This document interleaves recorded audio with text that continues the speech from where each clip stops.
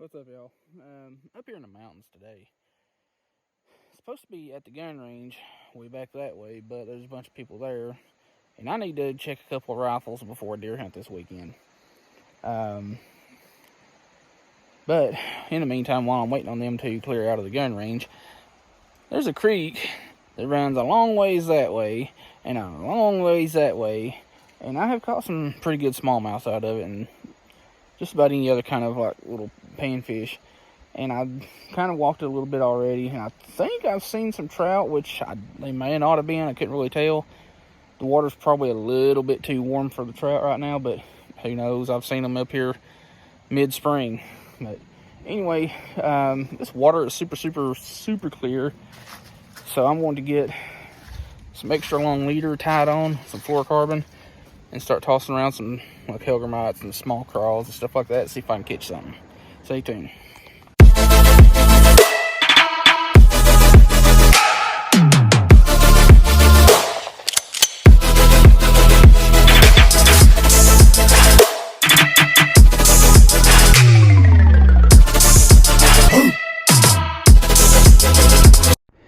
It's mildly awkward tying my leader line because 2 days ago I filleted this finger pretty bad. It probably needed stitches, but it's whatever. I worked on dairy farms. I wasn't about to go to a doctor and have them tell me that I had a really bad cut and I needed stitches and this, that, and the other. But anyway, yeah, that is making tying my braid to fluoro connecting knot a little complicated. This knot is not nearly as complicated as it's looking. It's the Alberto knot, and if you have ever tied a improved clinch knot, which is not a braid to mono or fluoro leader connecting knot, it's about that easy to tie.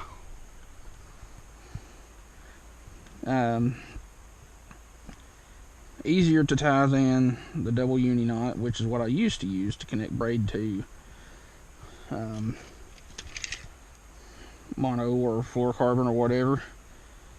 And if you don't have a set of these little boomerang line clippers, you need to get some. They're the greatest thing ever for trimming leader line or just cutting line in general. God dang it. And the way I like to measure my leader material, this is a Cigar Red Label fluorocarbon, by the way, but I've got it on a South Bend little pony spool. But I'll find where my knot is, my connecting knot. Okay, there it is. I'll run it to the very end eyelet, and then run my spool about 3 or 4 inches past the end of my rod, and that will give me, by the time I tie my knots to my bait and all that, that will give me roughly the same, or my rod length in leader material, which I probably should have made it about 2 to 3 foot longer because of this water up here and this creek being as clear as it is.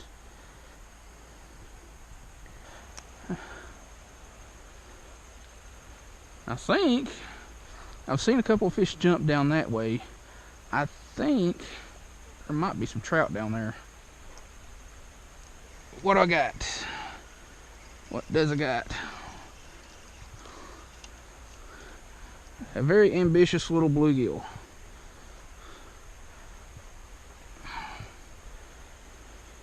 You got my hopes up, dude. I'll take it. It's whatever. That water is kindly chilly, so there could very well be some trout down there. Because those fish are quite cool. I didn't have my camera on for that one because I was just kind of tossing around these rocks right here. And I got the third species, something, little rock bass. Some of the prettiest creek fish out there. Little red-eye rock bass. Now, a lot of people call those goggle eyes or black perch or whatever, but and it all varies from region to region, but they're actually called rock bass.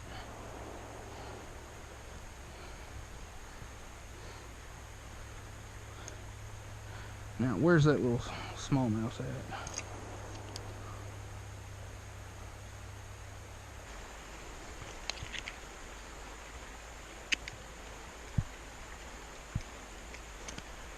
All right.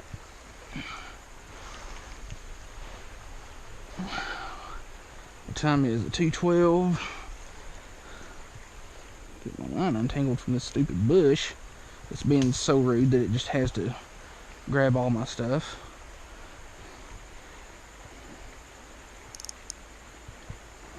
Check my leader real quick.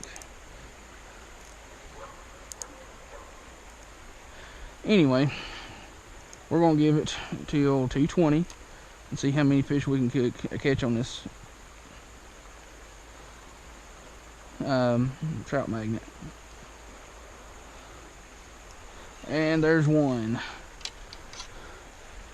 These branches are just rude. What do we got?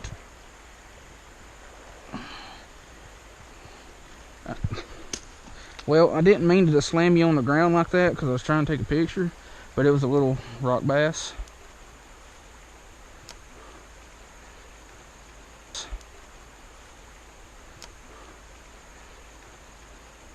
I did get hands on that one, so it counts.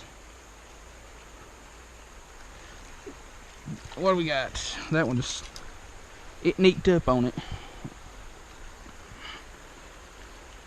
Little red-breast sunfish. A tiny little smallmouth right there. One that's been harassing me.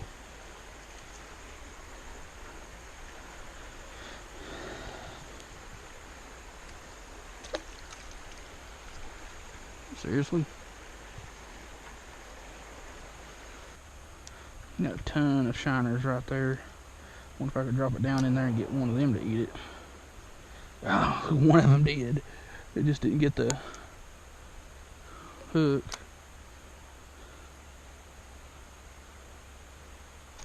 Got him.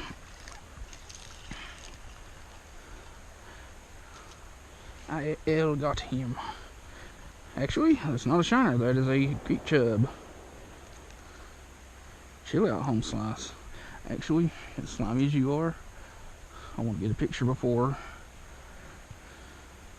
you fly off the hook.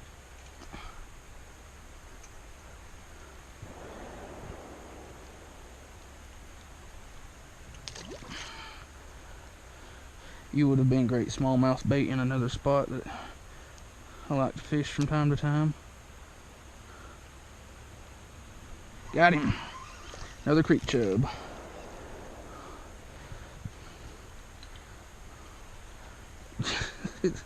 These things are squirrely. Chill, home slice. Chill. Chill. Woosah.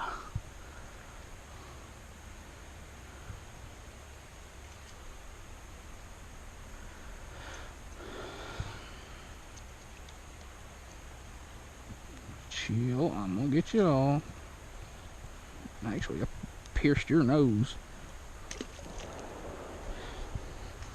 Alright, there's a rock bass. I wonder if I can get his attention.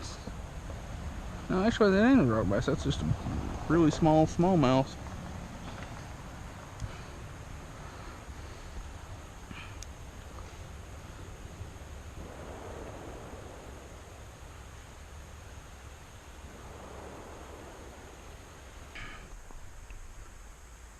Oh, it's just leaves and stuff flashing in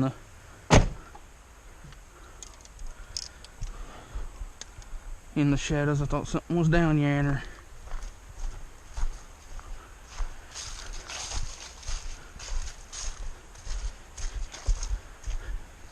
Alright, let's see if I can get down here without getting bit by a snake or breaking my neck. Ow. ow, ow, ow, ow.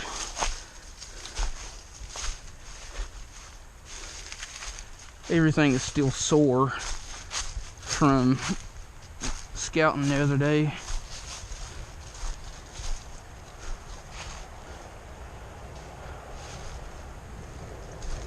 I didn't get my sunglasses. Oh well. Keep an eye out for copperheads. It's that time of year for them.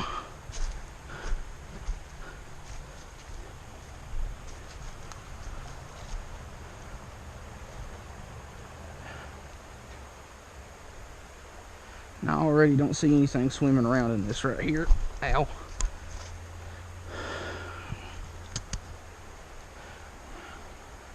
There's somebody's makeshift fishing setup there, just a stick, some line, and a hook.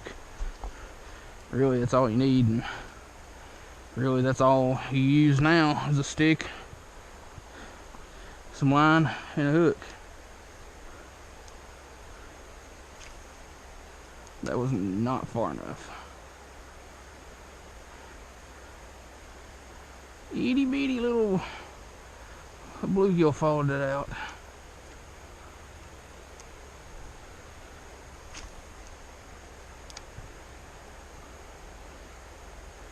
Got him. Oh, what, do I have what I think? Do I have what I think I got? Please don't come off. Oh, bad word. That was a little smallmouth.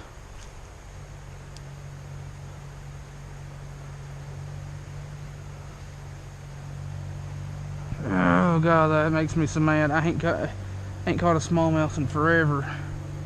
And that was, I mean, that wasn't a big one by any stretch of the imagination, but it was an okay one. It was a good creek size one. Alright, this is a couple of days later, and I completely forgot to do the outro for the mountain, creek, whatever fishing video. Anyway, wasn't too bad. It's kind of slow. It's really just killing time trying to get into the gun range, which didn't happen until yesterday. But anyway, like I said, not too bad. But if you like the video, like, share, and subscribe. And I will see you in the next video.